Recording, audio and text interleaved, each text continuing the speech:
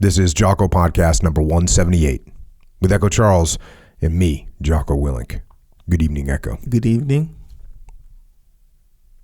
Honorable mother and father. The difficulty of the journey you made to see me was clearly evident in your disheveled hair and in the hollows under your eyes. It made me want to bend my knees and worship before you. In the wrinkles on your brows was vivid testimony of the pains you took to raise me. Words could not express my feelings, and what little I did say was superficial in the extreme. Yet although acutely conscious of how little time we had, I saw in your eyes and in your gaze all you wanted to say, but couldn't. When you took my hand, I experienced a sense of profound peacefulness, unlike anything I've experienced since joining up, like being a baby again and longing for the warmth of a mother's love. It is because I bask in the beauty of your deep devotion that I can martyr myself for you. For in death, I will sleep in the world of your love. Honorable mother, even if I was never able to fully accept the love you gave me, I received so much wisdom from you. And Father, your silent words are carved deeply into my heart. With this, I will be able to fight together with both of you. Even if I should die, it will be with a peaceful spirit. I mean this with all my heart. The war zone is where these beautiful emotions are put to the test. If death means a return to this world of love, there is no need for me to fear. There is nothing left to do but press on and fulfill my duty.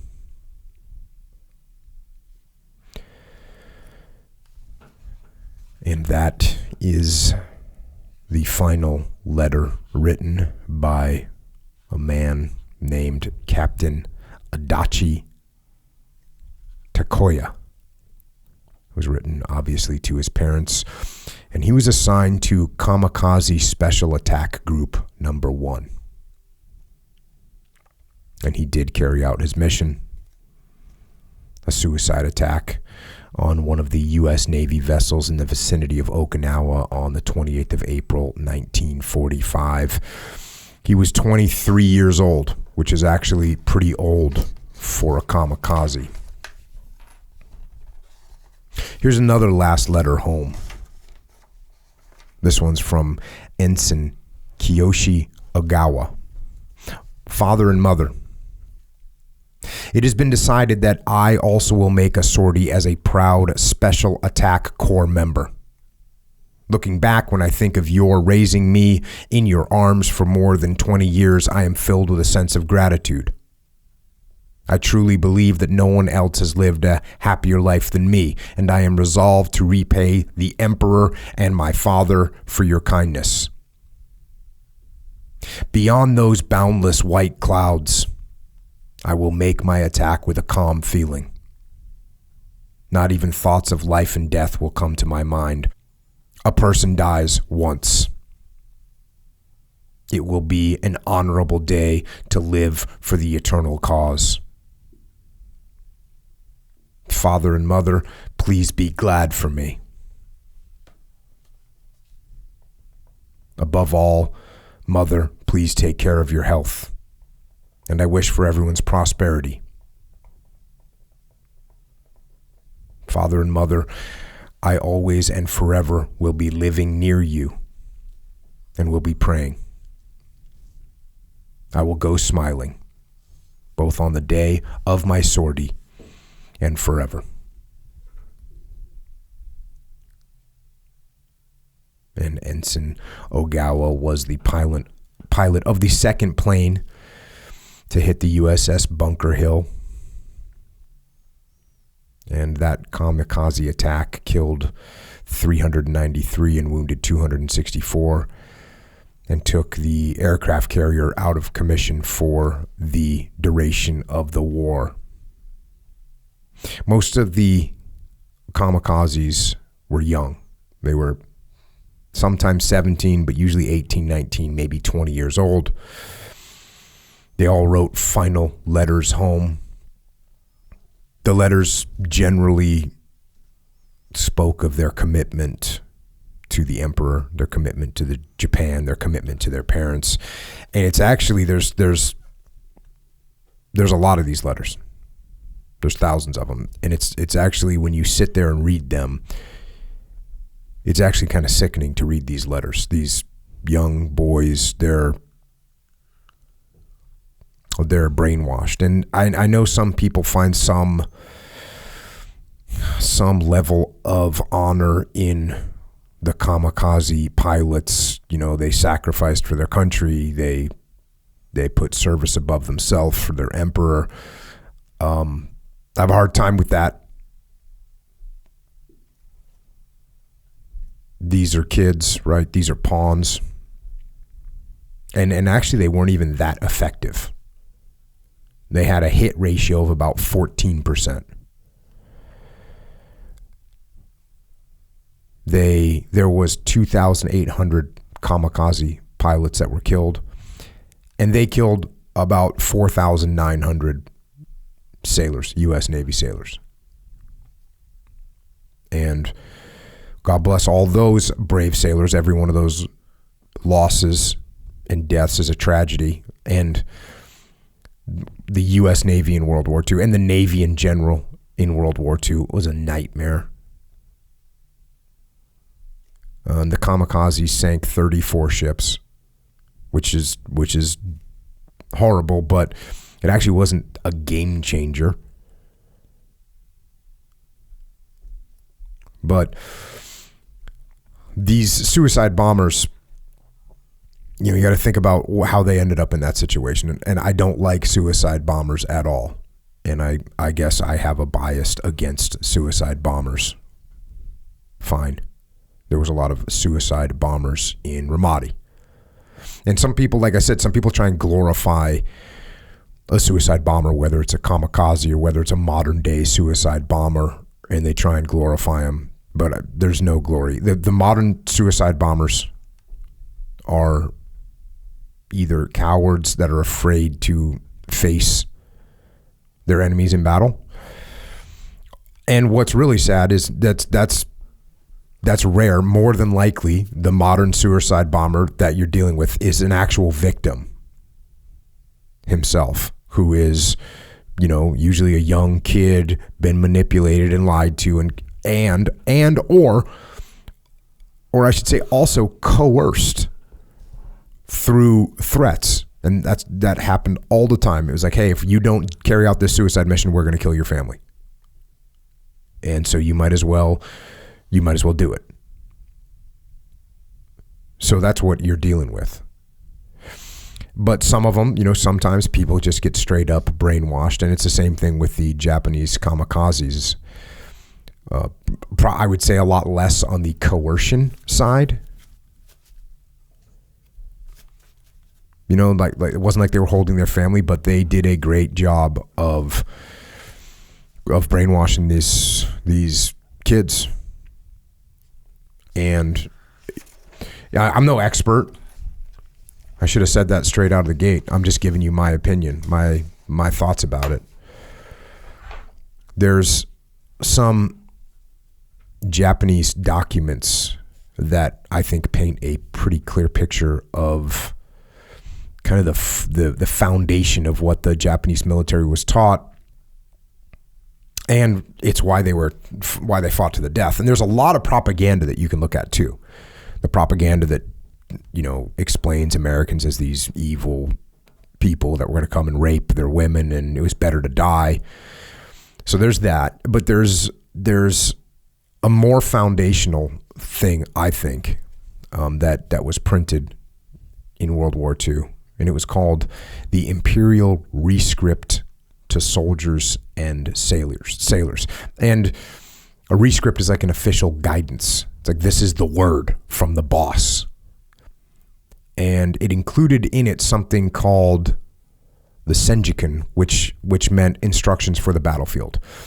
And what's weird about this document is it's got a lot of stuff in it that when you hear it, it sounds, for lack of a better word, it sounds good. It's the kind of thing that you think, oh wow, that's honorable, that's good. It's very idealistic.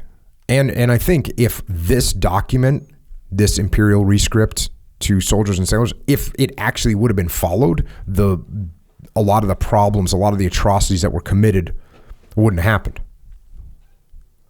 Because the document, as you're going to hear, it's a fairly positive document. And I think sometimes people take and they hold up that attitude, that kind of Bushido attitude, and hold it up on a pedestal. And like I said, I get it, because when you look at it on its own, you think, wow, this is a good thing. This is a positive thing. But what you can't forget is that it's this attitude and this culture of extreme obedience, right? Extreme obedience. I talk all the time about how you got to question your leaders, right? And I talk all the time how if you're told to do something that's unethical or illegal or immoral, it is your obligation and your duty to disobey. So they didn't have that attitude. Their attitude was 100% obedience. They also had the strong attitude of ethnic superiority. So the Japanese people thought that their race and their ethnicity was superior to everyone else's. And that attitude led to things like these kamikaze pilots, and it led to atrocities like the rape of Nanking and like Unit 731. Just horror show atrocities with the darkest evil imaginable. And podcast 60, rape of Nanking, podcast 133, Unit 731. If you listen to those, you can't listen to those and feel normal when you're done listening to it. You can't. They're disturbing to listen to when you see how evil human beings can be to other human beings. So, like I said, when you hear this Imperial Rescript, it sounds positive.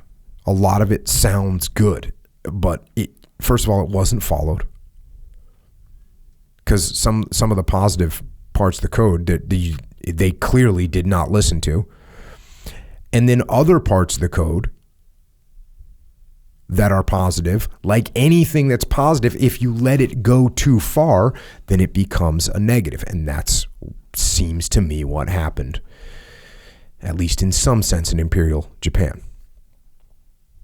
So I think this document kind of reveals how they framed their mindset. And there's, like I said, there's lessons in here to learn and think about. Things that you can take away that you say, that's a good policy. But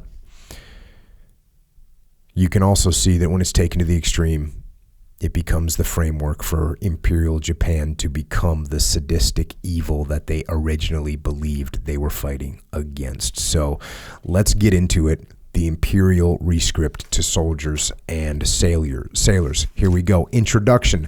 The battle is where the Imperial Army, acting under the Imperial command, displays its true character, conquering. Whenever it attacks, winning whenever it engages in combat in order to spread Kodo. And so Kodo is the Imperial way. That's what it means. And that's how they describe it. But what's interesting is it literally means like a fragrance, like a smell. So it's like the scent the spirit, the heartbeat. So that's what Kodo is. They want to spread the Kodo far and wide so that the enemy may look up in awe to the august virtues of his majesty. Those who march to the battlefield, therefore, should endeavor to exalt throughout the world the glories of the empire by fully realizing what the country stands for and firmly upholding the moral tenets of the imperial army. The imperial rescript to the armed forces is explicit, while regulations and manuals clearly define conduct in combat and methods of training. Conditions in the combat zone, however, tend to cause soldiers to be swayed by immediate events and become forgetful of their duty. Indeed, they should be wary. There, lest they run counter to their duties as soldiers. The purpose of this code lies in providing concrete rules of conduct in the light of past experience so that those in the zone of combat may wholly abide by the imperial rescript to enhance the moral virtues of the imperial army. So, hey, combat's going to be tough. And you may forget your morals. That they're talking about moral virtues. And so we're saying, hey, combat's going to be hard. It's going to be chaotic. And when you get in that tough situation, you may forget your morals. And so this guide right here is going to help you keep you on track. That's what it's going to do. That's the idea here. Chapter 1, the Empire. Japan is the Kokoku, which means the Empire. The Tenno, which is the Emperor of Japan, rules over it everlastingly in a line unbroken through the ages as the successor in the high and broad cause established by the imperial ancestor at the time of the founding of the empire. Imperial benevolence is extended to all without favor, while the imperial virtues enlighten the world. The people, too, handing down from traditions of loyalty, filial piety, and valor from generation to generation, and enhancing thereby their moral peculiar to the empire, have assisted the throne, a perfect national unity under the throne, which has brought about the present national prosperity. So they go that this goes back to like a racial thing, right? Hey, this is an unbroken line of royalty for thousands of years. And that's why we're here. And they've been so benevolent. That's why we're living a good life right now. Mm-hmm. Soldiers on the field should seek to achieve with unshakable determination their mission of defending the empire by laying to heart the essential character of the national policy. The army, under command of the emperor, assists in furthering the imperial fortunes by enhancing the glories of the empire through the embodiment of the lofty spirit of valor. This spirit is the basic factor in realizing universal peace. Hey, we're fighting for peace over here.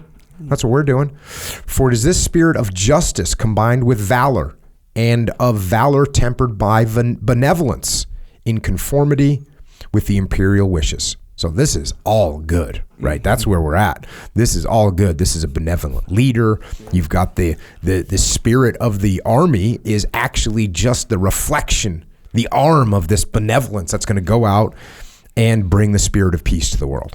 Valor, but then we get into it a little bit. Valor requires strictness, while benevolence must be universal. Should there be an enemy who dares oppose the imperial army, the army must resolutely resort to force of arms and deal him a crushing blow. So we took a little 180 there, didn't we? Mm-hmm. Hey, we're all about getting our peace on, but if you dare to oppose the imperial army, you're going to get a crushing blow. That's how we're rolling. However, even though force may compel the enemy to submit, should a lapse in virtue occur by the striking of those who do not resist, or by failure to show kindness to those who surrender, it cannot be said that such an army is perfect.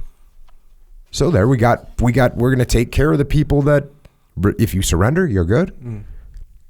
If you don't resist, you won't be harmed. right? So we're like a benevolent army. If you stand up to us, we're going to crush you. But if not, it's cool. We're going to take care of you.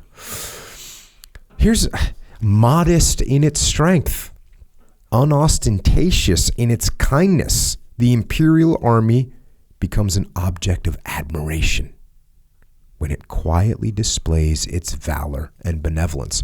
So here we are. You know what it's saying here? You got to be humble. I say that all the time. Got to be humble. That's what they're saying. You got to be modest. You gotta quietly display your strength, right? Sure. Just be modest. Yeah. We agree with that.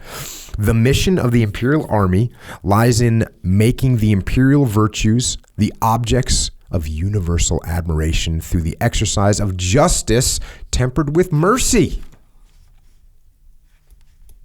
Obviously, the folks in Nanking did not get this message. Discipline. And actually, they truly didn't, because if this wasn't released when the rape in Nanking took place. This hadn't come out yet.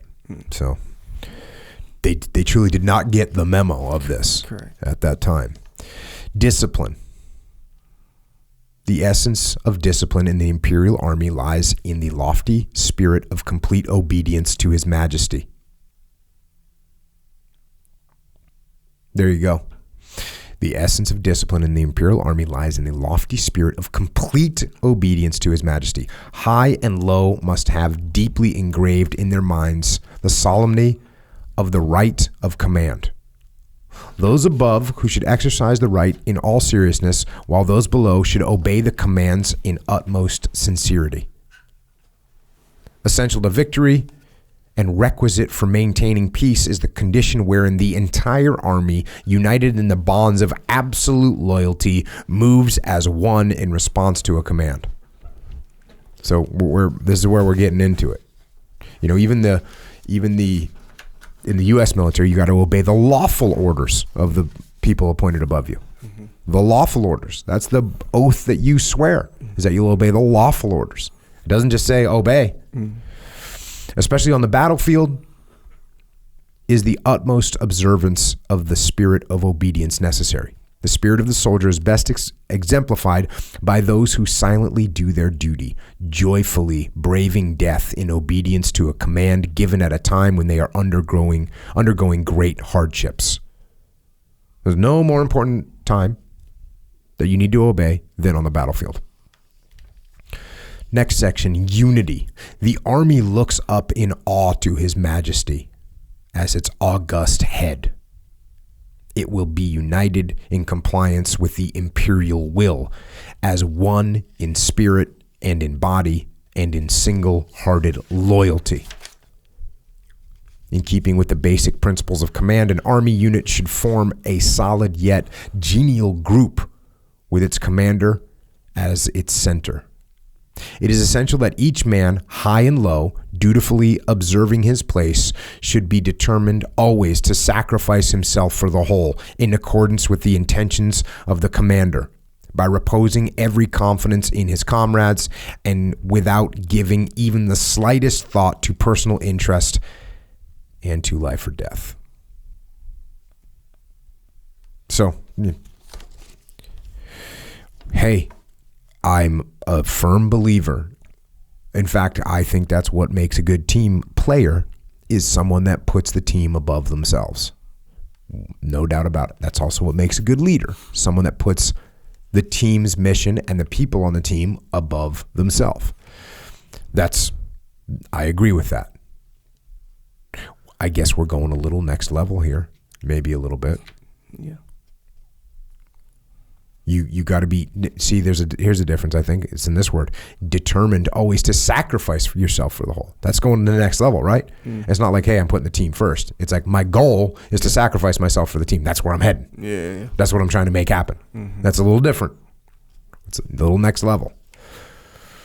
Cooperation. Next section, cooperation. Soldiers not only should be united in mind in carrying out their tasks, but should also display the spirit of cooperation by forgetting themselves for the sake of victory.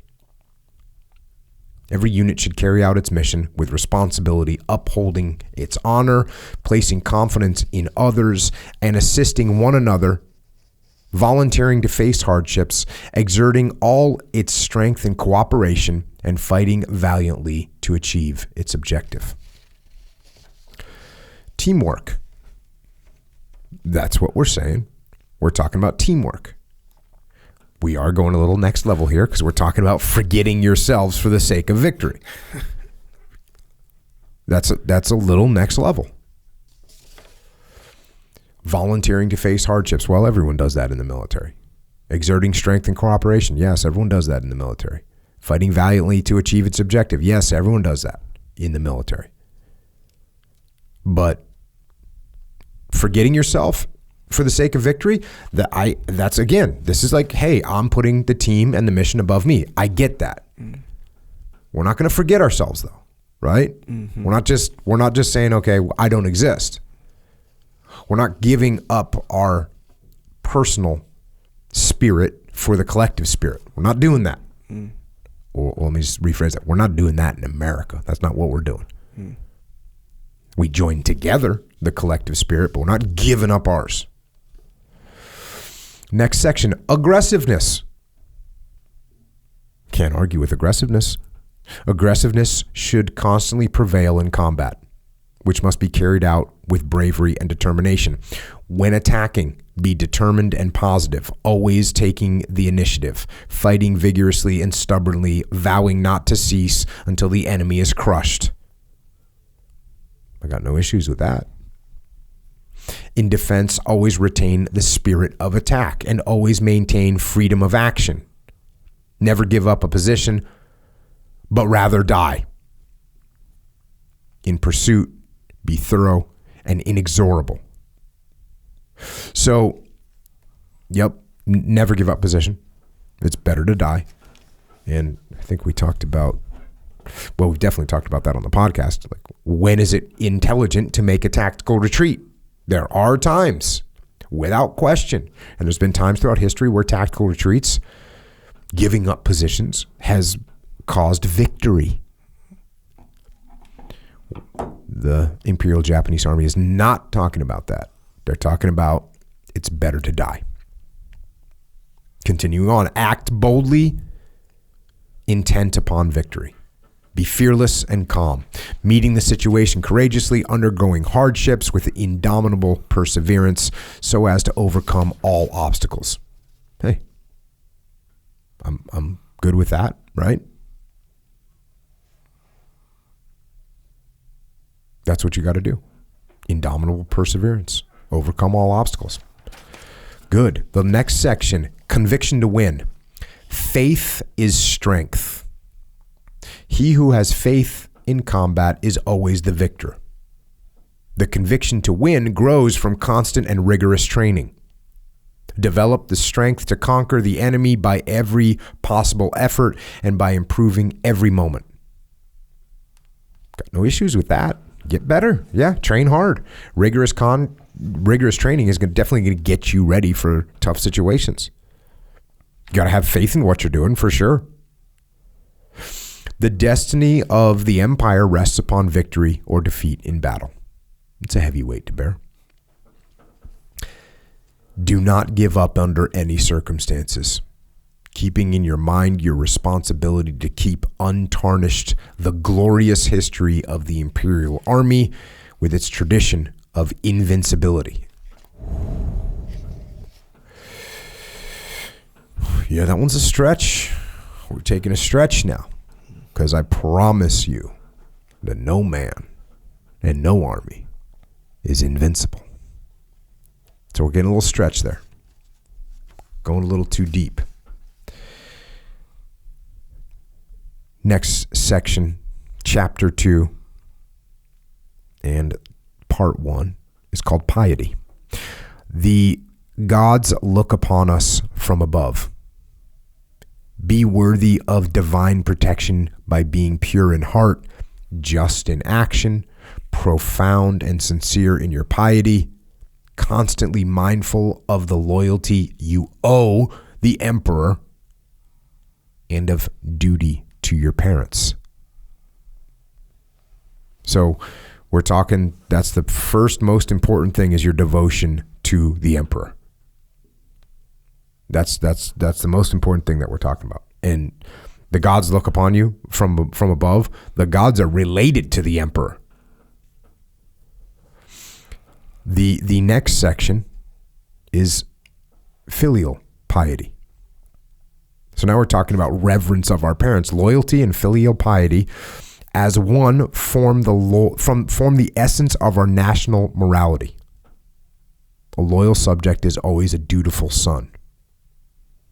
Endeavor to manifest the best traditions of our forefathers by bearing in mind the wishes of your parents, thereby fulfilling the sacred duty of a loyal subject on the battlefield. Hey, respect your parents. I can get behind that. Nothing wrong with that. Try and be a good kid. Sure. No objections.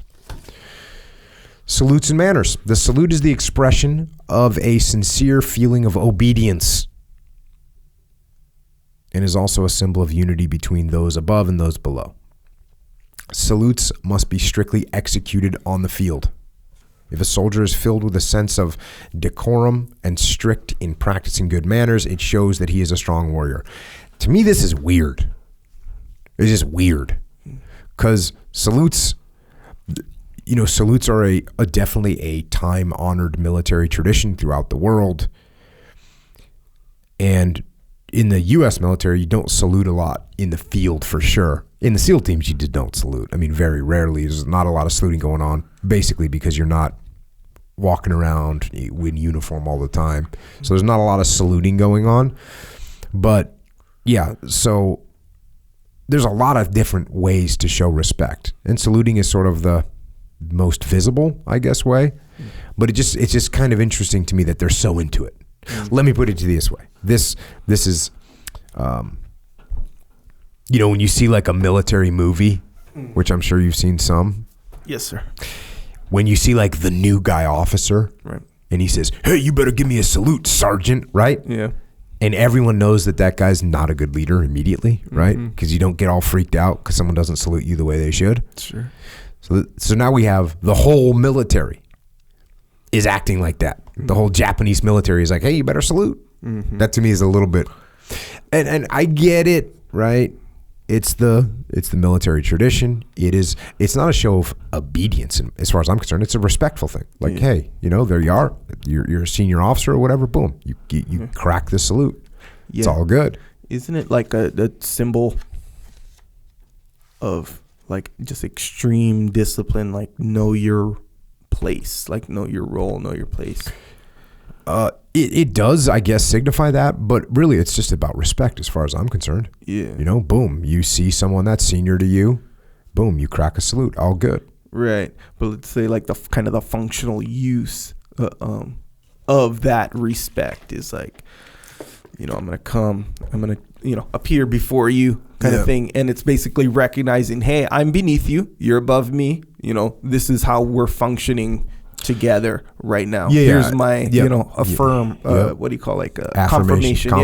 Yeah. Of that. There is a that's there. Yeah. And it's a way, to me it's all about tradition and respect more than anything else. Yeah. That's what it is. It's about tradition and respect. You see someone that's senior, an officer, if you're an enlisted guy, you salute all the officers, boom, get them up. That's the way it is. But to me, it's not like this crazy thing. Like I never yelled at anyone for not saluting me, right? Yeah. And you probably couldn't find a lot of SEALs that have done that. Now, could you say that, there's you could see some kid that's being legitimately trying to be disrespectful, right? Yeah. And maybe that person could get tightened up. Yeah. But yeah, like on A Few Good Men. Remember when he's like, "Hey, whatever happened to saluting an officer when he leaves the room?" And then the guy puts his hands in his pocket. Oh, dang! See? Who puts their hand in the pocket? His name was Downey or Dawson. Dawson, yeah. And who is he doing that to? Tom Cruise. Oh, dang! Tom Cruise wasn't getting the respect. Correct. See, there you go. Yeah. There you go. Good example. Yeah, but see what I'm saying though. it's like, but what is that respect kind of reflecting though? Overall, functionally, it does seem like that. It's like, okay, knowing your place, I'm here to kind of recognize that, just in this small detailed way that apparently will be unnecessary in certain scenarios. Yeah. And I guess what you're actually talking about is just good order and discipline. Yeah. Right? Good order and discipline. From beginning to end. It's like, hey, this is the way it is. Yeah. We just have this tradition. This is, this is what's happening. Yeah. Same thing with like polished shoes or your uniform being squared away. Just good order and discipline. Yeah. Exactly right. So it's like there's no questions. There's no wiggle room or whatever. Like we're here to do the job like from A to Z. Yeah. Boom, boom, boom, and I'm boom. just saying, if you're freaking out about salutes, then you probably need to look at some other stuff that's going on around you. You might be freaking out about the wrong thing, is all I'm saying. And if you're a good officer, it's not like people are trying to avoid saluting you. Yeah. They're down. They're like, hey, here's a salute. Let's do it. All right, getting back to the book. The Way of Comrades in Arms. Comrades in arms, united in life and death for the imperial cause, should display full mutual trust, should always endeavor to improve each other, assist each other in distress, and restrain each other against excesses in order that they may jointfully fulfill their duties as soldiers. It's all solid. Hey, we're going to trust each other. We're going to work always to improve each other. We're going to help each other if we got a problem. These are all fine, all good to go. Initiative, next section. Initiative in exemplary conduct. This is interesting because we're not just talking about initiative, because initiative is good. We want people to have initiative. But this is initiative in exemplary conduct. Leaders should be zealous in giving a worthy example in everything. If there is disorder above, those below will be unruly. Action is prized on the field. Leaders should provide an example by acting more courageously than others. Yeah, good. I mean, can't really argue with those. You got to have discipline. You got to have order. You got to set the example. Can't argue with those. Next, responsibility. Duty is sacred. One's responsibility is extremely heavy. Each and every task must be performed with the utmost care until all available means are exhausted. Those who have a strong sense of responsibility are bravest of the brave on the field. Okay. Hey, duty is sacred. You got responsible. You got to be responsible. You got to take care with doing your thing. Can't really argue with that one. Next one, view of life and death. The lofty spirit of self-sacrificing service to the state must prevail in life and in death. Do your duty with heart and soul, regardless of life or death. After exerting all your powers, spiritually and physically, calmly face death, rejoicing in the hope of living in the eternal cause for which you serve. You see a little kamikaze activity creeping in right there. Honor, next section. Strong are those who have a keen sense of honor. Meet the expectations of your family and home community by making effort upon effort, always mindful of the honor of your name. If alive, do not suffer the disgrace of becoming a prisoner. In death, do not leave behind a name soiled by misdeeds. No surrender. I was reading some, and I forget the facts off the top of my head, but the number of Japanese military that were taken prisoner was like this tiny number. It was like, I don't know, 30, 40, 50,000, something like that. And I say it's a tiny number when you compare it to the amount of Germans, and there was millions of Germans that were, taken prisoner at one point or another. And again, don't quote me on the number, but the disparity is huge, and this is why they were not going to be taken prisoner. Next, simplicity and fortitude. Hey, law of combat, keep things simple. Fortitude, yes, you got to have fortitude. Here we go. Let simplicity guide your daily life on the battlefield. Promote habits of fortitude and a high morale. Can't argue with that. Life on the field must be plain. Consider privation your daily lot and endeavor to be thrifty. Luxury saps valor. Oh, I like that. There you go. Luxury saps valor. Theo Vaughn, are you listening? Luxury. Can't have those luxury days too often. This idea of simplicity, of course, important. And even, I talk about simplicity from a communications viewpoint and from a planning viewpoint. But in life, simplicity is a very positive thing. You got the modern day minimalist movement. Are you familiar with that? Yes. Where you don't own anything, or as little as you can. Yeah. One of the coolest things about going on deployment in the one of the coolest things about it is everyone's a minimalist. It's just, you go on deployment, you have like whatever, 5 bags, and in the bags you have 3 pairs of pants, 2 pairs of boots, 4 t-shirts, got your weapon, you got your body armor. It's so awesome. And it feels really good when you're able to get away from all that stuff that you got piling up back in your big house with the big closets. You got all that stuff in there, and all that stuff weighs down on you. So when you get to, Tony, BTF Tony, what he used to joke about, when you got like, you got problems going on, at home, and everyone's just like bothering you, and you just like get on a C-130, everything's fine. And I agree with that. You would get that feeling of everything's fine. You're just, hey, there's nothing to worry. All you have to worry about is the bad guys, right? It's very easy. It's very focused. You don't have all this other stuff going on, and you don't have all this other literal stuff. You just got what you need. If you don't bring it, if you don't need it, you don't bring it, because you don't want this other stuff. Yeah. Right? So you keep it simple is what you keep it. And that's what they're saying here. And, of course, I doubt that the emperor was living, a simple life of privation in the palace, right? No. But if we can convince all the people, if we can convince everyone that they should just be living like in the dirt, cool, more for me.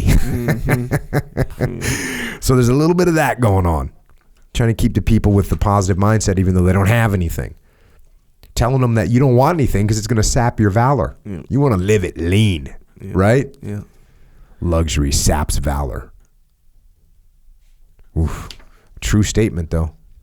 True statement, right? What happens to rock and roll bands?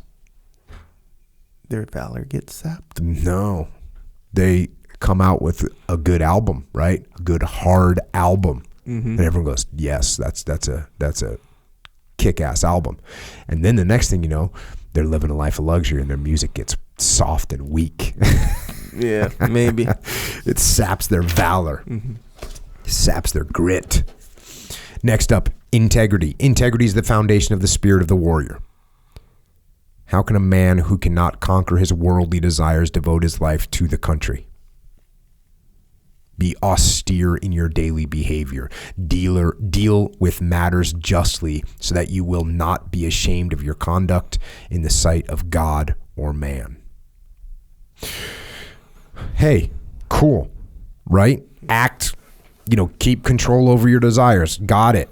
That sounds like a good idea. Act in such a way that people, this goes back to imagine you're being at someone's videoing you at all times. And then do you really want to act the way if everyone was watching you all the time? How would you act? You want to make the right decision so that you can stand up before other man or God and be like, yep, my actions were fine. So that's what this is saying. Can we argue against that? Not really. What was interesting is you read some of those Kamikaze letters, a lot of them specifically say, there was I have no woman in my life. They specifically say that. Like, I've read a bunch of those letters. I don't know how many, but a lot. And there's a decent percentage, I don't know, maybe 10%, which is a lot when you think about it. But a lot of the letters, who knows on the actual percentage, but if you read some of those letters, you'll see these young 18, 19, 20 years olds bragging to their parents, I have no female in my life. Oh, they say it in a positive way? They say it in the most positive possible way. That they'll say, I have no need for money or women. They say these things. Gotcha. Yeah. So they're actually telling their parents, like, all I have is you, right? They're more looking to honor their parents than they are looking to have a girlfriend, which to me is really jacked up. When you're 18 years old, you need to have a girlfriend. Sure. Am I wrong? To each their own, I guess. Bruh, come on. You're 18 years old. An 18-year-old needs a girlfriend. Yeah. No, not if he's like committed to the cause, I always felt that, like, especially at 18, if you're committed to, like, I don't know, again, to each their own, for sure. But it is not uncommon for an 18-year-old dedicated to a what's the cause we're talking about? I don't know. Whatever. In whatever situation to get jammed up because they got some girlfriend. Oh, no, that's true. I'm not saying the girlfriends won't jam you up. Oh, yeah. They will. So especially when you're 17, 16, 18, 14, 13. Let's face it. 19, 20, 24. It evens out at about 30. Let's face it. Yeah, that's where you get a grip. That's where you get a grip. Probably because of yourself, to be honest with you. But, it's 100% because of yourself. Yeah, it's not the girl. Yeah. It's you. But, yes. So, they, like I don't know, 18. What do you do at 18? Military, I would imagine. I know in football, it was like that. The girlfriend. It's like getting in the way. Okay, but no girls whatsoever?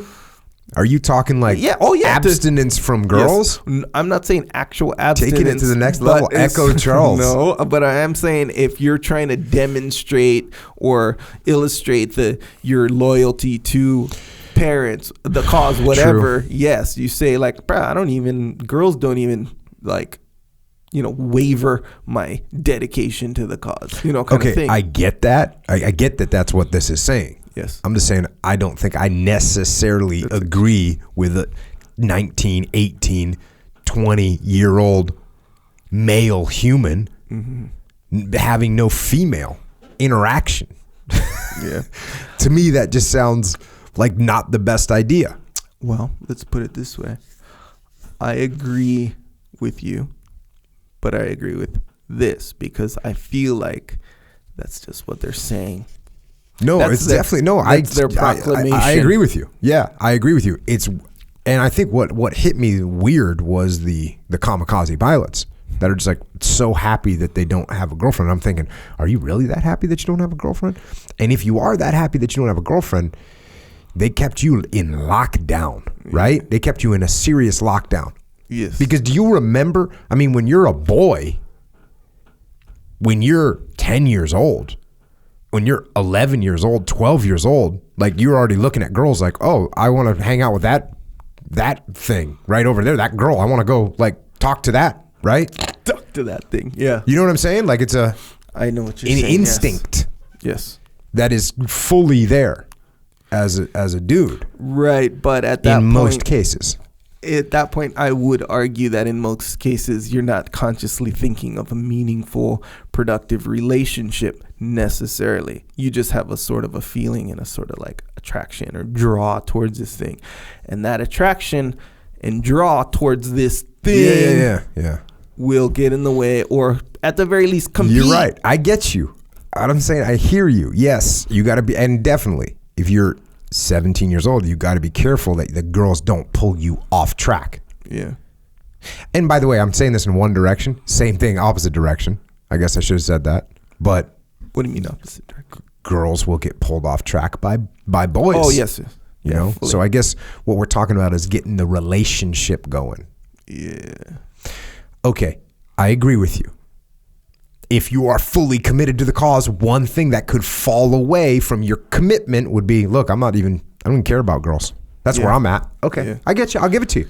Actually, you kind of have to because you were like that. even when you said when you were overseas, you didn't you didn't want to think about your family. You didn't want to do that. Right. So what would have even made it better technically in this specific way is to not even have a family, not even to have a girlfriend, not even to have a wife. That's the ultimate commitment. Exactly right. So so that's what they're going to say, Yeah, no, that's the ultimate commitment. You are correct. I don't agree with it though. Well, ironically, I don't agree with it either, so. You're just you see their point. Yes, sir. And I see their point, and that's why I kind of lived that way when I was overseas. Hey, I don't want to look at pictures of my wife and kids while I'm here. I want to focus on the mission at hand. Mm-hmm. But that's a lot different than coming home and saying, "Oh, I don't want to have any female in my life." Yeah. It's a lot different. Yeah. Or if you're a female saying, "Look, I don't just want to be focused on." I guess that happens, on the other way too. Yeah, fully. You know, a female that's committed to her career, so she doesn't want to have kids. She doesn't want to get married because she's focused on the career. Yeah, yeah, which is actually cool, but it is an extreme way to get down. All right. Well, I don't believe there's any conduct that you need to be ashamed of if you have a girlfriend. Is what I'm saying. There you go. All right. Chapter 3. Counsel concerning field service. A moment's negligence may result in an unexpected catastrophe. Be constantly on your guard. Do not despise your enemy or the natives. Do not be negligent after a small success. Okay, let's just go through this a little bit. Okay, so a moment's negligence may result in an unexpected catastrophe. That's a great point. Pay attention. Be constantly on your guard. Great point. Pay attention. Do not despise your enemy or the natives. Great point, right? We're going to go fight with honor, and we're not going to abuse the natives. Do not be negligent after a small success. Great point. That's when you're going to get arrogant and your ego gets out of control and you get caught. Know that carelessness brings disaster. Great point. So there you go. That's just opening up. Here's how we roll. I wonder if this document was written like as a reaction to Nanking. I wonder if they said, look, we let that happen. We got to tighten up. I wonder if they actually did that. The U.S. military does that kind of thing. Yeah. Like something will go, hey, the prisoner abuse happened in Abu Ghraib. They made all kinds of rules and regulations about what you do with prisoners after that. Yeah. I wonder if this is the same kind of thing. They try to tighten them up. Sentry duty is important. Upon the sentry rests the safety of an army. He also represents the discipline of an army. Those on sentry duty must devote their entire person to the task, which must be sternly carried out. Accord the sentry high respect. Cool. Got to be on guard. Next, ideological warfare is an important phase in modern conflict. Destroy propaganda and fabrications of the enemy.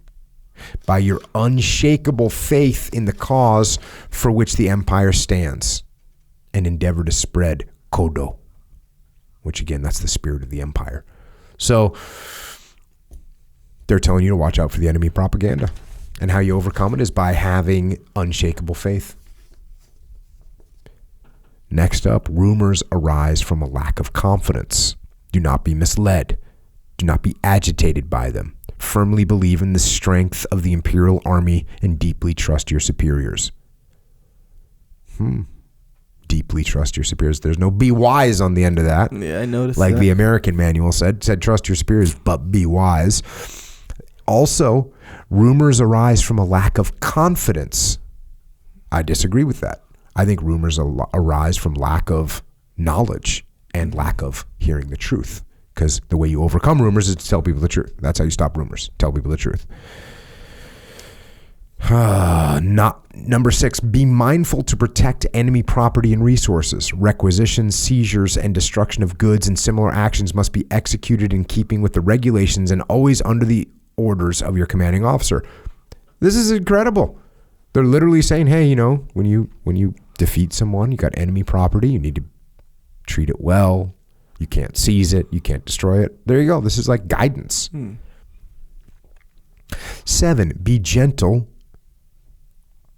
and protect innocent inhabitants in the spirit of benevolence in accordance with the true ideal of the Imperial Army. Like I said, maybe this is a reaction to what happened in Nanking, because there was no being gentle and no protecting the innocent there. It was a complete opposite. Number 8, those on the field must not indulge in wine and women or allow desire to becloud their consciences, thereby damaging the prestige of the Imperial Army and causing the dissipation of a body dedicated to service. So that one is written for Echo Charles. Yeah. No wine, no women. Those are just gonna jam you up. They will. Concur. Okay. They should exercise self-control lest they besmirch the pure character of warriors. 9, control your anger, good to go, and suppress your grudges. The ancients said, consider anger your enemy. A moment of violence often leaves cause for long regret. That's great advice. Control your anger, control your emotions. The severity of military law is designed especially to uphold the good name of soldiers and to preserve the dignity of the Imperial Army. Always remember the oath that you made and the deep emotion that you felt when you left home. Call to mind how your parents, your wife, and your children think of you, and avoid exposing yourself to crime. Good guidance. 2, achievements of soldiers in service. Foster the tradition of respecting martial attainments. Cultivate and train the warrior's virtues and arts. Remember that do not allow yourself to become bored is the saying of an ancient general. So, hey, look, we're telling people to train warrior arts, train the virtues of the warriors. This is all good stuff. And remember that don't allow yourself to become bored. When's the last time you were bored? It's been a long time. I remember, yes. Yeah, I'm not really one getting bored over here on my side either. Next, do not allow yourself to worry about the fate of those at home in the event of your death, but devote yourself wholly to service. Be always ready to meet death without regret by settling your affairs beforehand. A soldier is always prepared to expose his corpse on the battlefield. Let his family know that, at times, even his ashes may not reach them. So there's, again, there's some kamikaze attitude sneaking in there that you may have to lay it all down. Next, there is nothing more to be regretted than to fall victim to a disease on the field. Be particularly mindful of your health so that you may not be unable to serve because of excesses. So you got to keep track of your health. Don't get sick. Lay to heart the saying of an ancient warrior. My sword is my soul, my horse is my fortune. Always take care of your arms and supplies and give humane attention to animals on the field. Solid. Take care of your gear and your gear will take care of you. Have you ever heard that before? Yes, from you. Okay. That's a good one. Yeah, seems good. It's a true one. Seems true, yeah. Virtue in the battle zone is the source of strength in combat. Always consider the interests of other units and do not monopolize billets and materials. Remember the saying, a bird taking flight does not muddy the water. Let the good reputation of the valorous Imperial Army long remain the cause of fond recollections in an alien land. So there you go. They're telling everyone to, be virtuous in the combat zone. Bird in flight does not muddy the water. I think it just means as you elevate, then you're not, you don't need to get mad because it's not muddying the water. It's good. You're moving forward. Yeah. Could be wrong. Very obscure. A bird taking flight does not muddy the water. Let the good reputation of the valorous Imperial Army long remain the cause of fond recollections in an alien land. Yeah, I think that's what it means. Like, hey, we're elevated. We're in this land. We're here. We invaded, but we're not going to muddy the water. We're in flight. Next, do not boast of one's achievements, but to give others credit is one of the most respected traditions among warriors. This is straight out of Extreme Ownership, straight out of the Dichotomy of Leadership. No, you don't boast of achievements. You give your credit to your team. Do not begrudge others their promotion or cherish resentment because your services are not recognized, but instead reflect upon your own shortcomings. This is solid. That's solid advice, right? Oh, you got promoted, I didn't. I'm just going to get mad at you. No. Instead, I should look at myself and say, okay, what did Echo do that I didn't do? What could I do better? What are my shortcomings? Yeah. Next, be honest always. Consider exaggerations and lies dishonorable. Cool. We're 100% on board with that. Always bear yourself as a member of a great nation, treading the path of righteousness and seeking justice so that you may enhance the prestige of the empire. Totally positive. In the SEAL teams for a little while, they were trying to, it was something along the lines of, I will not dishonor my team, my unit, my Navy, or my nation. It's the same exact thing they've got written right there. You know, you want to make the empire look good. You don't want to damage the reputation. Next, also, do not show a lack of consideration for international courtesies.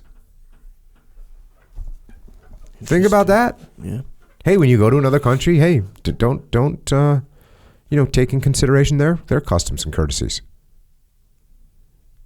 That's a good thing to do. Mm-hmm. And the last one from this section, should you receive the order to return home alive after braving 10,000 deaths, think of those brave souls who will not return. Be determined to become an example to the people by being careful in word and deed, renewing your vows to serve the country.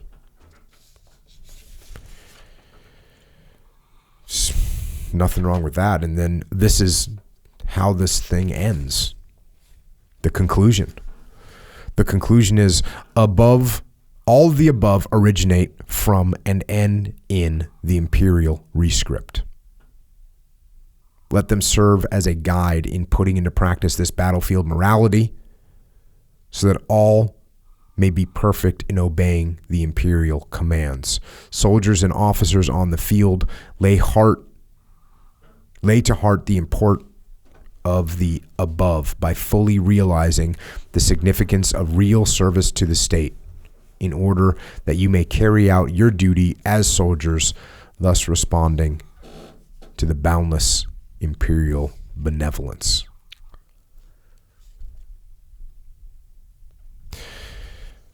So, like I said, there's parts of that document that you can't really argue with. And it's a powerful document. It's a powerful code. And that document obviously helped guide the actions of the military in Japan and of the nation of Japan, who were highly committed to this cause.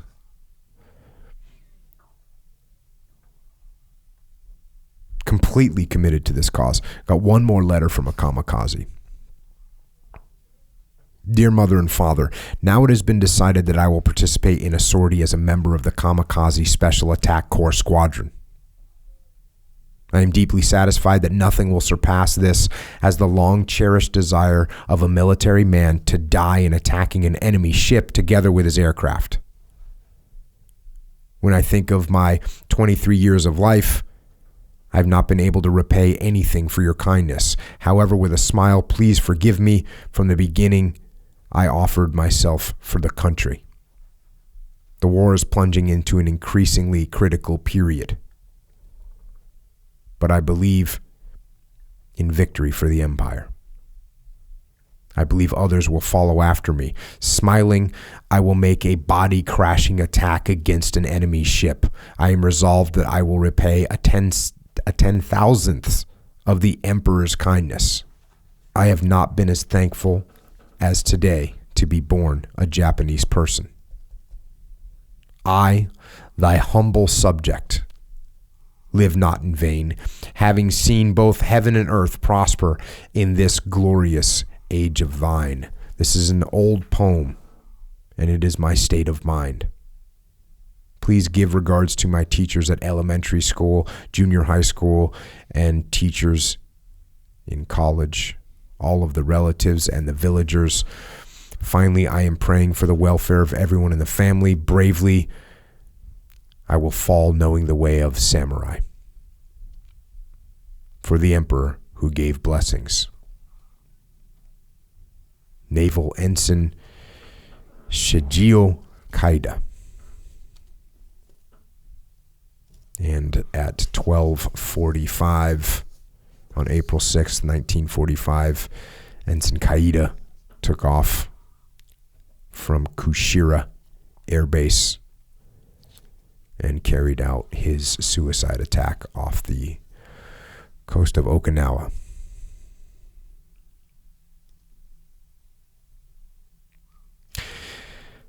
And when you hear this code, and when you hear these letters, you have to think to yourself,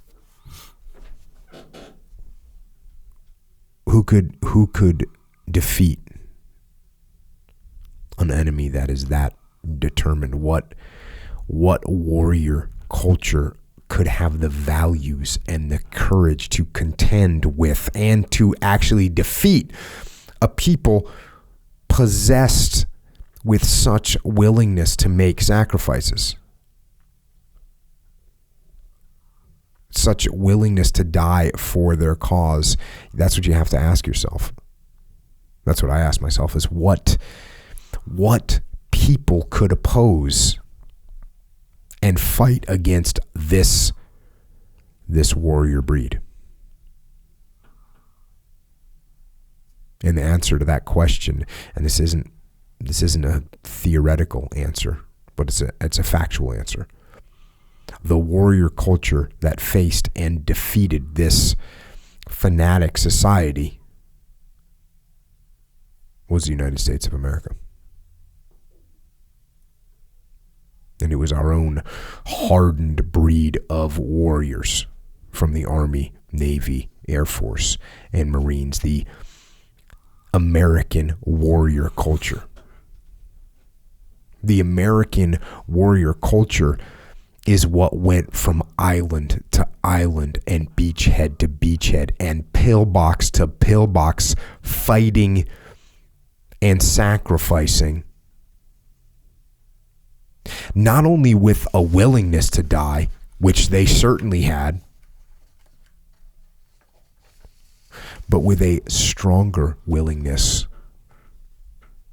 to live. To live. And not to live a life of subservience and obedience, but a life of something much more powerful than all of that. A life of freedom.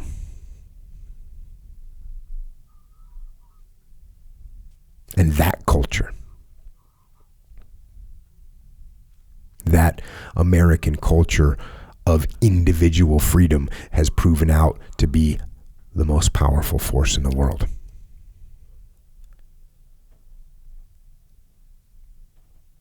And for us to be able to protect that freedom, what we do is we voluntarily impose discipline on ourselves.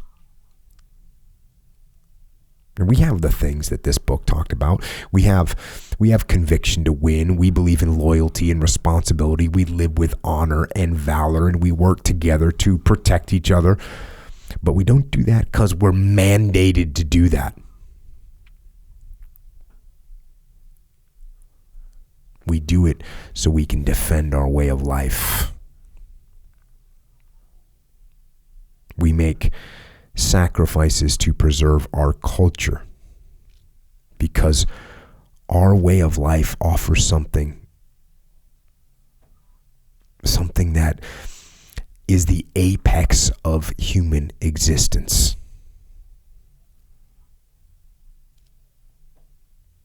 Freedom. Life, liberty, and the pursuit of happiness. And that's why we fight. And that's why we win. We don't fight for glory. We don't fight for personal gain. We don't fight to impose our will onto others, but we fight for freedom. Freedom itself. That is our ideal. That is our standard. And we will never, ever surrender that ideal.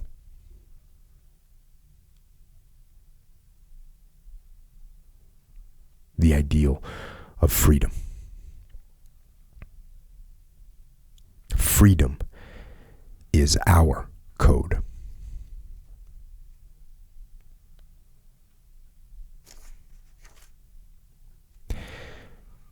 And I think that's all I've got for tonight. Echo Charles. Yeah, it's good. We are trying to maintain our freedom. Yes. In order to do that, we all know that we have to, impose some discipline on ourselves. Yes, sir. We do. That means putting in the work. Yes. Means trying to get better. Sure. I know you got some things that might help us as we head down that path. Yeah, very much so. Hey, but the emperor kind of it seems like that's the part that kind of jammed everything up. Like this whole code, like the whole, what is this manual called? The imperial rescript. Yeah. For soldiers and sailors. Yeah, it's like, man, this is all good, except that one spot where they were like, yeah, the emperor is like a lion of peace, kind of as if to say, okay, but at the end of the day, like you got to listen to this like one kind of. Whereas at the end of the day, what we do is individual freedom. Yeah. It ain't for nobody else. Yeah. Like we're collectively protecting this freedom that we have. Mm-hmm. And we do that together. Mm-hmm. But once we have that freedom, it's not about for someone else. It's for the individual. Yeah. It's for life, liberty, and the pursuit of happiness. That's what we're doing over here. That's what Western culture is about. Yeah. Yep. And the fact that you have all this code written and everything, right? You have these people raised, the Bushido mindset and all that, but like the Marines are going onto the beach at Guadalcanal. Yeah. That's what's going to happen. Yeah. And going into a fortified island, you're at a complete disadvantage. Yeah. Don't let anyone forget that. Yeah. When you're when you're on the offense against a defensive position, you are at a complete disadvantage. That's the way it is. Yeah. And so this warrior culture that sometimes we put up on a pedestal because it sounds cool. It sounds cool. The imperial rescript sounds cool when you put this code out, right? Mm-hmm. But what you just said is correct.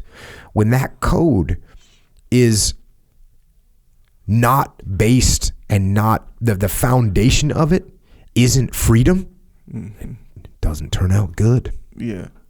And it's essentially like, it sounds cool because you know how it kind of ties into it where so discipline equals freedom, we'll say, right? We'll start with that. We can say that. So that is a discipline fact. Sounds cool. Yep. And equals freedom, that whole thing sounds cool, whatever. So this Bushido thing kind of just seems like just the discipline part. So of course that part of it sounds cool, but when you look at big picture, you know how not cool that is? Yeah. Like especially like to have to bow down to like some group of people. That's the way it is, family, so you step back, you look at that, you're like, man, this isn't cool. Actually, this is like kind of bad, especially when you get corruption.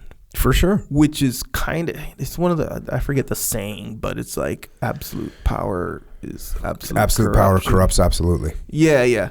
So so you kind of consider that, and that's a big picture thing too, because no one no just doubt about it. I mean, I was gonna say no one comes out of the gate corrupt, but that's not true either. But when you can have something like this, where it's like, hey, the emperor, they're benevolent, they're divine, all this stuff or whatever. And it's like, yeah, okay, that sounds cool, but man, after a while, big picture, you're like, bro, damn well you're not divine. You're just a person, and that whole absolute power corrupts us. Absolutely, is like that's a very high likelihood and all this stuff. So given that they can just say whatever they want.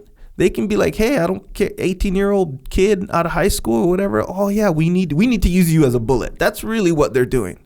Especially like the numbers. The numbers are like, bro, you killed one Japanese person for like every 1 point something other person, like enemy. So it's like, bro, 2 bullets are worth more than you, really, in a way, And some like person can just sort of make that determination with your whole life, bro. I don't know, man. That doesn't sound good. Yeah, and that's why this whole thing, it just boils down to, and it's such an overused word, man. It boils down to freedom. Yeah. That's what it boils down to. Yeah.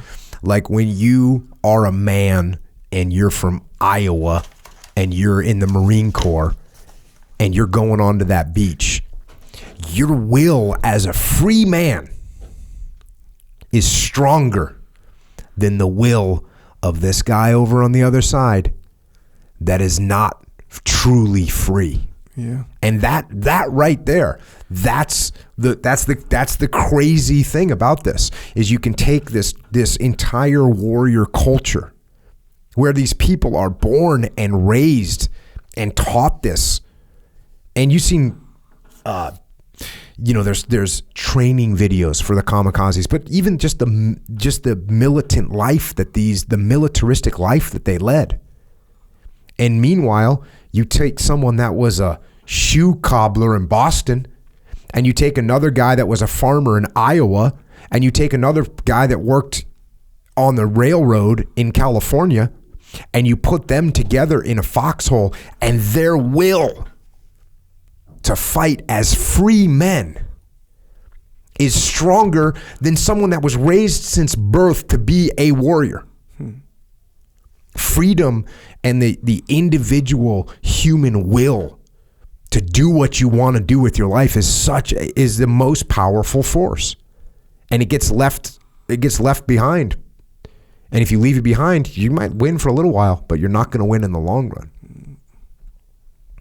And that's the force. If you take that to a personal level, that's the force that you can use to drive discipline in your life, because you don't impose discipline on yourself for the sake of discipline. Yeah. That's going to be, you can do that. You can do that today. You can do that tomorrow. You can do that next week, but you can't do that for 2 years, 3 years.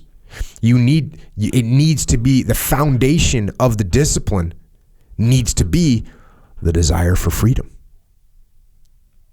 That's what it has to be rooted in. At least that's for me. Mm-hmm. For me, that's what it's rooted in. Yeah. And like, okay, discipline for the sake of discipline. That sounds cool. Yeah. Right? Sounds awesome. Dig into it a little bit. Right. Not big picture. Dig into it a little bit. And what do you find? It's got to be discipline for freedom. And it's functional on the battlefield, and it's functional in your life. It's the same thing with the Nazis. The Nazis were a martial culture. That's what they were. Mm-hmm.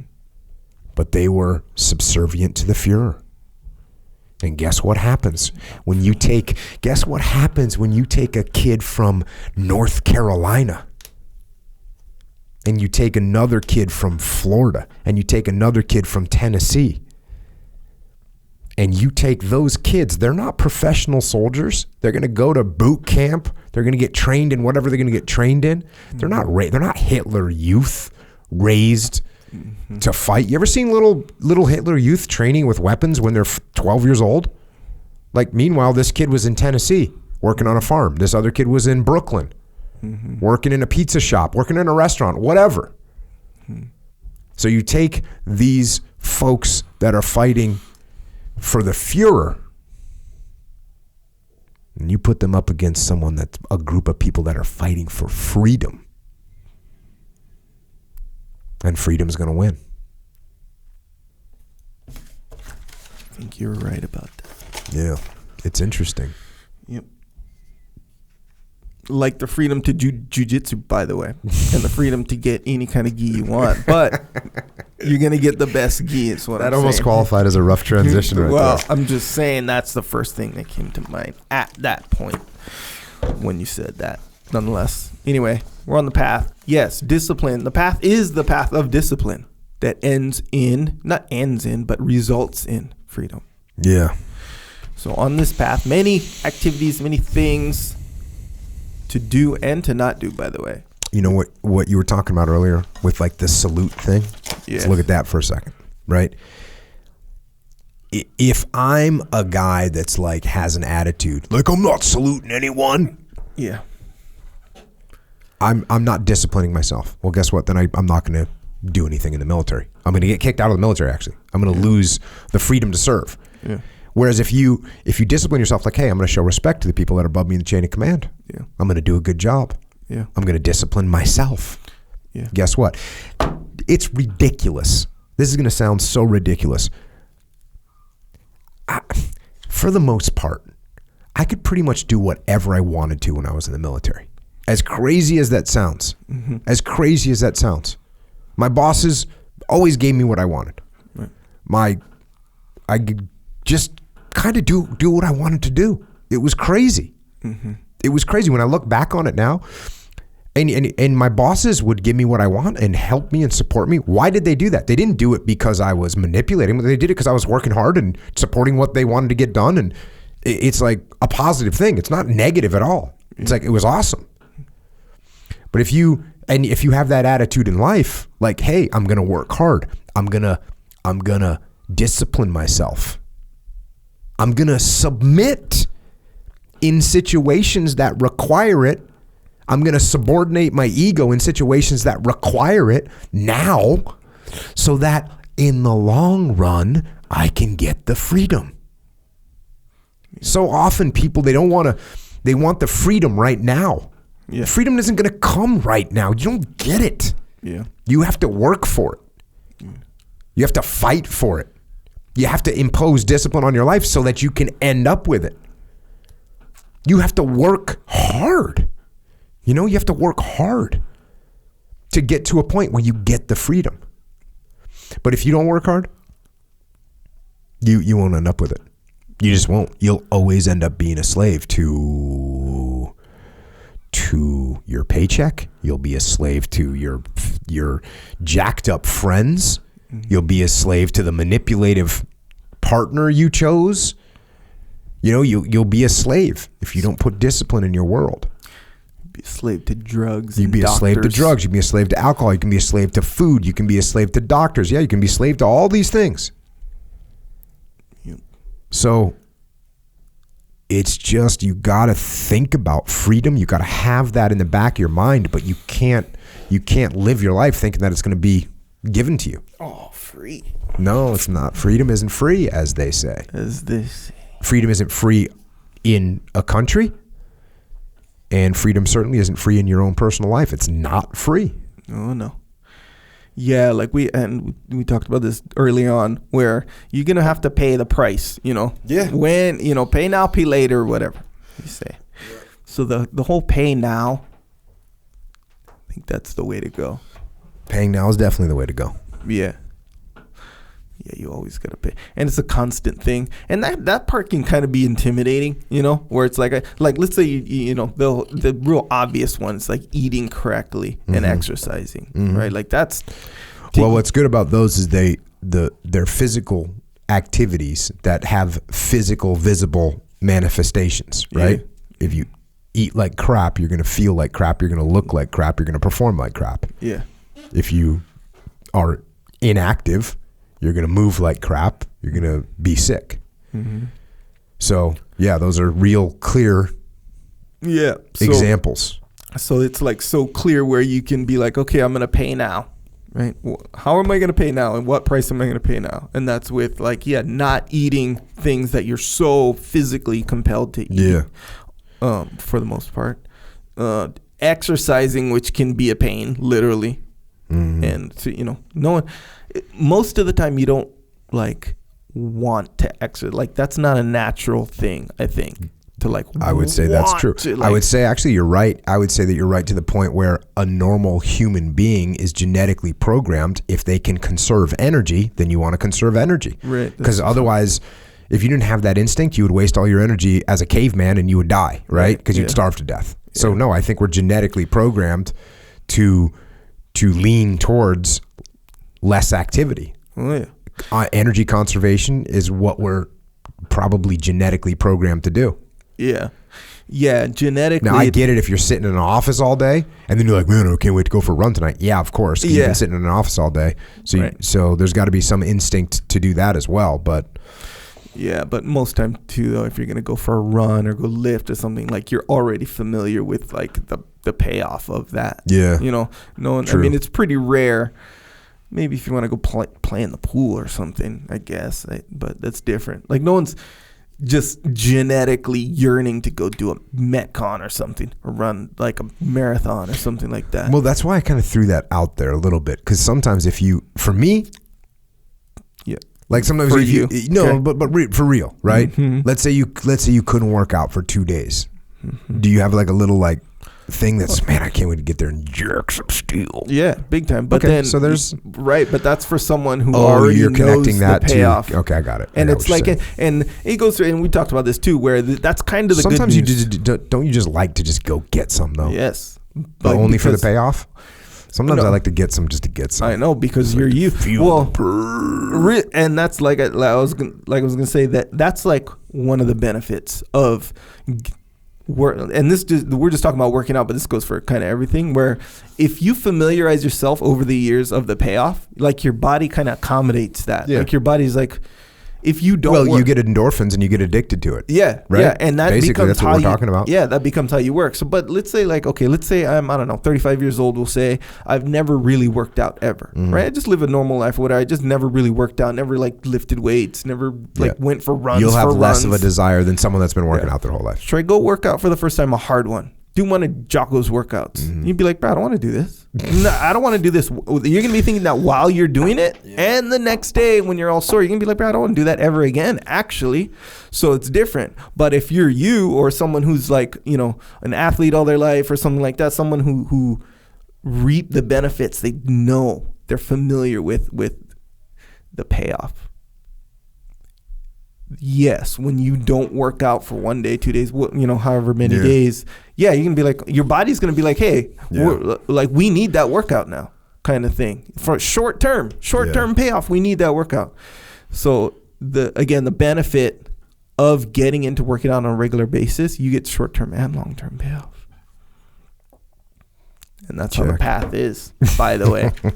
Anyway, same thing for jiu-jitsu. Jiu-jitsu is a big one. If you take off jiu-jitsu, like you've been out of jiu-jitsu for a little bit because you're you're hurting right now. Hating it. Yeah, man. You're I just walked out to the gym. I kind of looked at the mats. I got all excited. Yeah.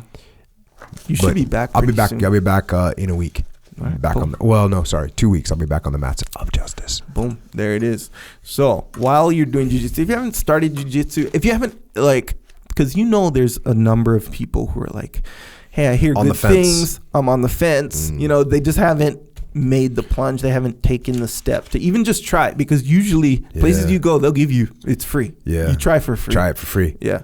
Which tells you that jiu-jitsu is good, because they don't say, hey, try this for free. They don't try and get your money. Oh, yeah. They're just like, come on in. Yeah. It's like giving away free crack at the schoolyard. Yep. But it's the good kind, though.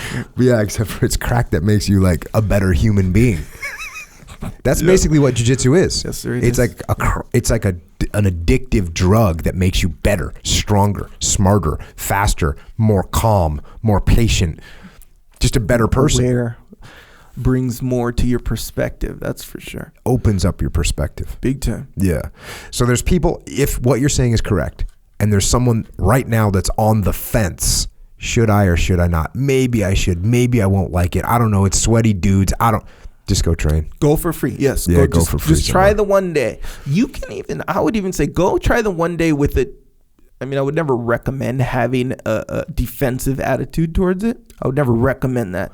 But, bro, it's better than not going But at give all. yourself an attitude of like, hey, if you don't like it, go prove that it sucks. Yes. Okay. Exactly right. Prove that it sucks. Yes, exactly right. Check. But when you fail to prove that it sucks, And you realize that it is awesome. it is awesome. You can be like, dang, where am I? I need a gi. And best gis, not only in America, in the world. Yeah. Factually, Worldwide. they are made in America. They are from Origin. So originmain.com is where you can get your gis. There's other stuff on there. Yeah. Rash guards on there for no gi. Gis, rash guard for the jiu-jitsu. Also, when you're not on the jiu-jitsu mat and you still want to have the comfort and the glory of American-made products. Yeah. You know, we talk a lot about freedom today. Why not get a pair of jeans that were made under the umbrella of freedom right here in the United States of America, up in the great state of Maine, grown here in America, right? Why would you not do that? So check out jeans, check out t-shirts, check out all that clothing. And then also, if you want some supplements for your body, nutritional supplements, if you're working out all the time, you're going to need some joint warfare. Yes. Joint warfare helps your joints. Krill oil also help your joints. And actually both those things also help your just overall life. Yes. Get on those. Discipline and Discipline Go. Discipline is, for me, it's a pre-mission situation. It's not, but don't get it confused with the traditional pre-workout stimulant that gets you all amped up. I was reading someone saying, "Oh, I don't want to take pre-workout before jiu-jitsu." Correct. That's a pre-workout, and I don't recommend taking a pre-workout before jiu-jitsu. Agree. This has 15 milligrams of caffeine because that's what people worry about. My heart's gonna be pumping. Right. No, it's gonna get you cognitively and physically ready to rock and roll. That's what's going to primed. And Discipline Go, which is the pill form. Mm-hmm. When you need, imagine. Okay, you know what you feel like when you're in the zone, right? Yes. Just imagine you could get in the zone like basically on demand. Sure. That's what's happening here. Yes. With Discipline Go. Yeah. You can feel it, and it gets you in the zone. You know what trips me out is I'll take Discipline Go. I was going to speak with a company. I'm going to be sitting down. There's 20 like smart leaders in a room from a company. They got a lot of stuff going on. Big company. And I go in and I got to be honest, I'm like juiced up on like 3 Discipline Go. Yeah. So you're ready to go. So I'm ready to rock and roll. But I get in there and I'm just feeling great, right? And I get out of there and I'm like thinking to myself, I'm like, I should have recorded that. I'm not kidding. There's times where I work with a client and I think, man, I should have recorded that. I even do phone calls sometimes with clients and I'm like, I should have just recorded my end. Sure. Because I'm telling people really important things about planning, about leadership, about decision making. Mm-hmm. And it's getting lost. I mean, I told 20 people. What about everyone else? I'm thinking to myself. Yeah. And I come out of there and I think to myself, I'm like, I was just in the zone. I wonder what happened. Yeah, I'm like, I took 3 Discipline Goes and I'm ready to rock and roll. That's what happened. It's funny. So anyways. That's funny. That sounds like you're like all freaking like proud of yourself. Like, oh my gosh. Yeah. I know. I'm so good at what I do. But I felt like I cheated. Yeah. But well, it actually makes sense though. You know how you say when you're in the zone, right? And you say, like, I don't know, even like in my case, like my friend will ask me like a question and then I'll be like, wait, and I'll kind of cover like all the aspects of the question, like all fluidly. And I'm like, dang, I kind of said that kind of good right there. Yeah. Not that I'm a great speaker, nothing like that, but I'm just saying, given the question he asked at the certain time and the way I answered, I really feel good about it. It. That's kind of like what you get into. Yeah. When you take, when you take the discipline, it's like, you just kind of flow with it. Kind of like surfing or something. I started to get a little, like, is it possible to become addicted to that feeling? Well, it depends on what kind of quote unquote addiction you're talking about. Because there's psychological addiction. Yeah. Yeah. Like that's a thing. But so yeah. Anyways, that's the discipline, and that's the Discipline Go. And then we got some Molk. And you know what Molk is? Sure. Yeah, it's Molk. Yeah. Happens to have 22 grams of protein. Yeah. By the way. And by the way, mint is my favorite kind of flavor overall in the world. Yeah. And I have not had mint since I got strawberry at my house. Yeah. I got to be straight up. Me too. Now, I'll get over it in a little while. You know what I mean? But right now, it's just... The hype is still the rolling. hype is still rolling Oh, on the strawberry. Yeah. Yep, same boat. The strawberry slayer.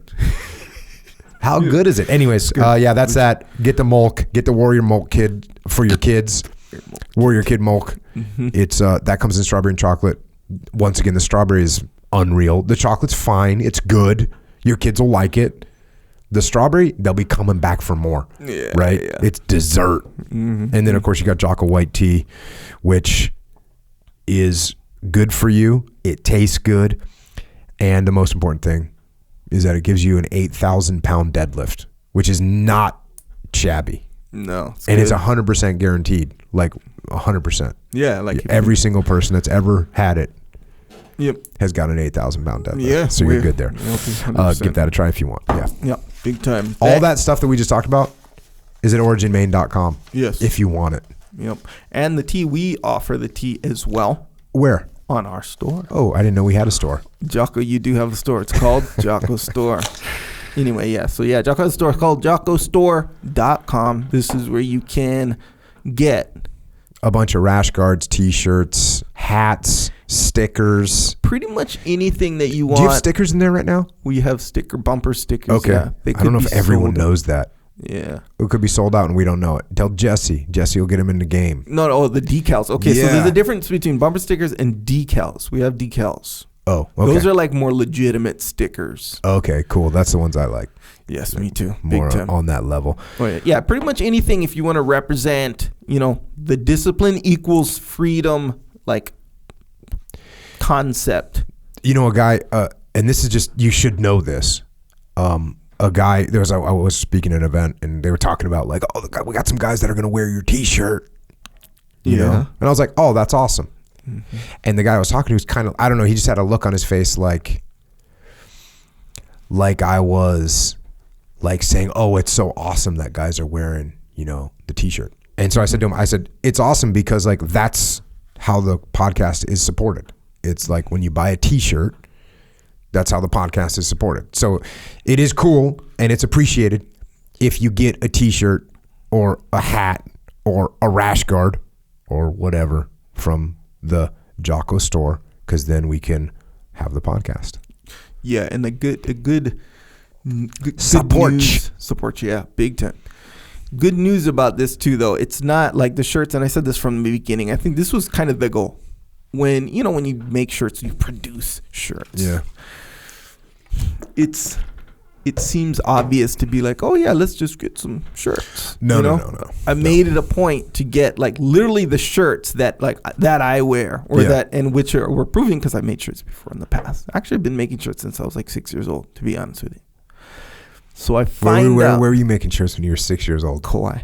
But I mean, like, explain that a little bit. So you get shirt, well, because it wasn't like you were running a silk screen operation. No, but my when mom you were 6 years old. Yes, my mom. Okay, did, so your mom was making shirts when you were 6 years old. Well, it kind of filtered down to us too. So they did airbrush, they did silk screen, they did. Dang, I want to see some kid pictures of you with an airbrush T-shirt, unicorn, rainbow, shaka. Yeah. Shaka, maybe there made a lot of flowers, a lot of that kind of. It was on Kauai, so she worked at a place called Tropical Shirts. Yes, on Kauai and Lauai. Right, they shared a building with like a pineapple cannery. They'd make sure it was real interesting. Anyway, that's where we learned. Nonetheless, the point is, I didn't get some just random the cheapest shirt. I got wearable shirts. This is many people. And when I say many, I mean more than I can't recollect like a lot. 5 people. It's actually a lot of people. Yeah, because a lot of people tell me this too. Yeah, that it's the most like their favorite shirt to wear because it fits so good. It's like the soft material. It's not just like some rigid thing. They're good. It's quality stuff, is what I'm saying. So beneficial in all sorts of ways. That's jockostore.com. Hey, and also speaking of the podcast, you should subscribe to this podcast if you haven't already. If you will subscribe to it, then you just click a button that says subscribe and you did it. You achieved the goal of the day. Boom. You subscribed to the podcast. And the more subscribers we get, whatever. Subscribe to the podcast. Get in the game. The Warrior Kid podcast as well. That one's coming out a little bit infrequently right now, but we are getting them out. I'm working on another one right now. There's plenty of lessons in there for everyone from Uncle Jake. And then you can also get some Warrior Kid soap from IrishOaksRanch.com. Also, we have a YouTube channel. Yeah. It's a good channel, I think. If you're interested in the video version, that's mainly what it's for. Also, there's some excerpts on there that we put out, so you don't have to necessarily listen to the whole thing every single time. You know what I'm saying? Whenever I meet someone that has a commute more than 40 minutes to work and from work, they're completely caught up on the podcast. Yeah. When I meet someone that has a commute that's like 10 minutes, they're like, oh, you're putting out these podcasts too fast. And I say, well, listen harder. You know how, because you can, on some apps you can play it at 1.5 or whatever, two times the speed. I don't know that I would recommend that. I've accidentally, sometimes you accidentally press a button and it'll go faster. It's kind of weird, but if you're trying to rush it, you're trying to get the info in. You can get used to it too. Yeah, you can get used to it. But then the thing is, with me, a lot of times, obviously, I speak really slow with big giant pauses. I'm sorry, that's just the way I talk. But then also sometimes I speak really quickly and put my words together and they kind of flow out. If you were listening to this right now at 2.0 speed, you'd be in a world of hurt trying to understand what I was talking about. So that's when you got to be able to get back to that button, hammer it down, get you to slow back down to a normal speed of 1.0. 1.0, yeah, true. But yeah, either way, YouTube. Yes, YouTube. It's we do have a YouTube channel, so yeah, check that out if you're interested in that one. Also, Psychological Warfare. If you don't know what that is, it's an album with tracks, Jocko tracks, getting us all through our moments of weakness if they become prevalent, which they do from time to time. Yeah. They do. Way less now, by the way. But, those are Jocko. On wherever you can get an MP3, you can get the Psychological Warfare album. That's an audio. It's an audio helper. Reminder. If you want a visual reminder, you can go to flipsidecanvas.com. Run by my brother, Dakota Meyer. He was on this podcast, number 115. He makes things that you can look at that say good things on them to remind you of what you should be doing. He just made a new one that says, all your excuses are lies. Yeah, I saw that one. That was good. There's it's not all fancy. Because there's nothing fancy about all excuses or lies. It's simple. It's going for the simplicity element. Yes. Yes. So yeah, check out flipsidecanvas.com. Get some stuff to hang on your walls. Yes. And also made under the umbrella of freedom here in America. Yes, sir. It is big time. Also, onit.com/Jocko. This is where you can get workout gear. Some Warrior bars.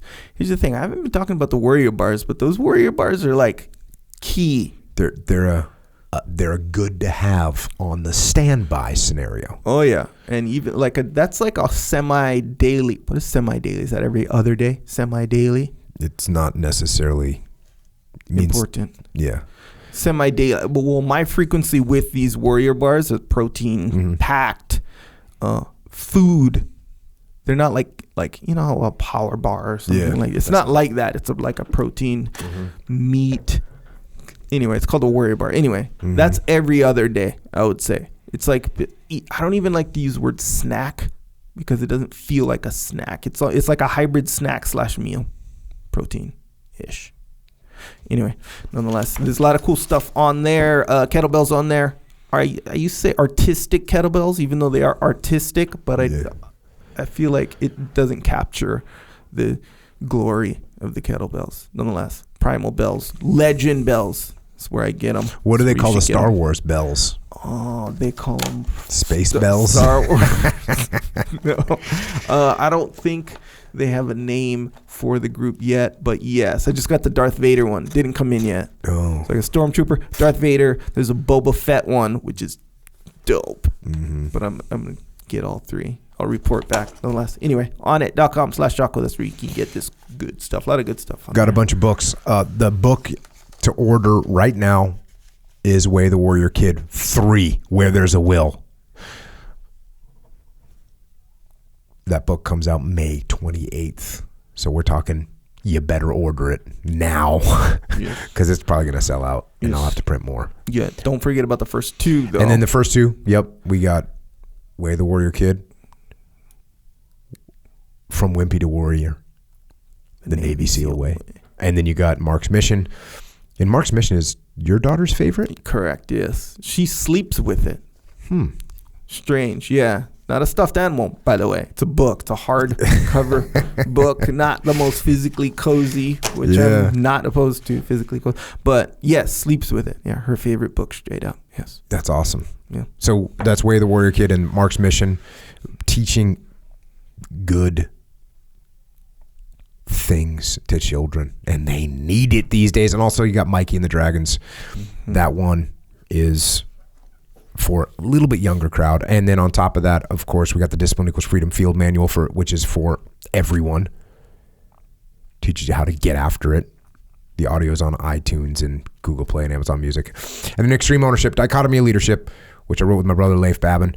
You can get these books to learn about leadership. And you can also get these books and give them to the people that work for you or the people that you work for so that you all become better leaders. On top of that, we have Echelon Front. That's my leadership consultancy, and what we do is we solve problems through leadership.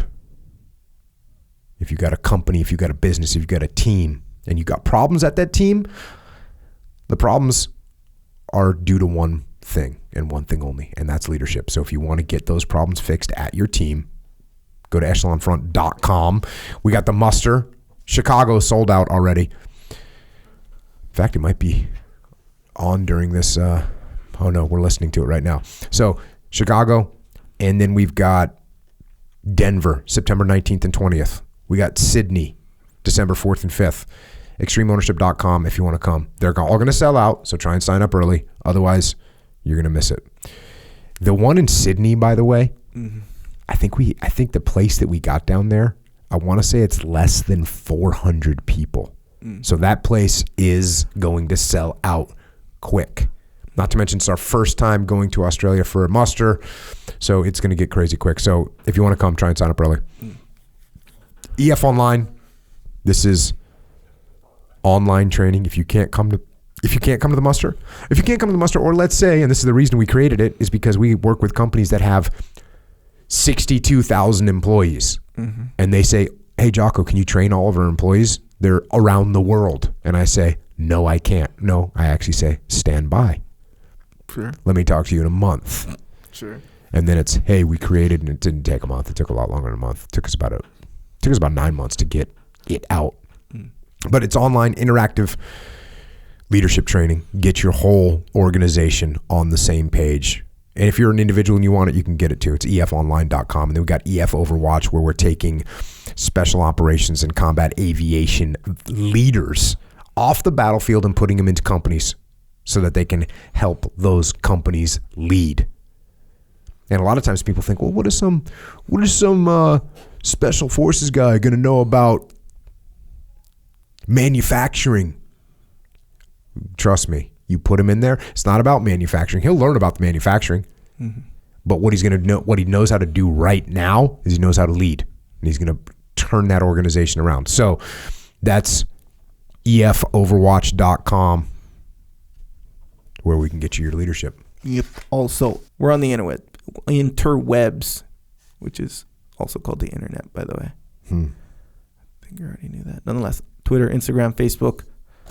I'm at Echo Charles. What was that last one? Facebooky, boha. Poha. I'm at Echo Charles. Jocko's at Jocko Willink. And thanks to everyone out there that has fought and does fight for our freedom. Standing up against these evil regimes in the world and putting your life on the line to defend our ideal, which is freedom. And here at home, thanks to police and law enforcement and firefighters and paramedics and EMTs and dispatchers and correctional officers and Border Patrol, Secret Service, and all the other first responders, thanks to you as well for keeping us safe. here at home, and to everyone else out there. Remember this code that we talked about?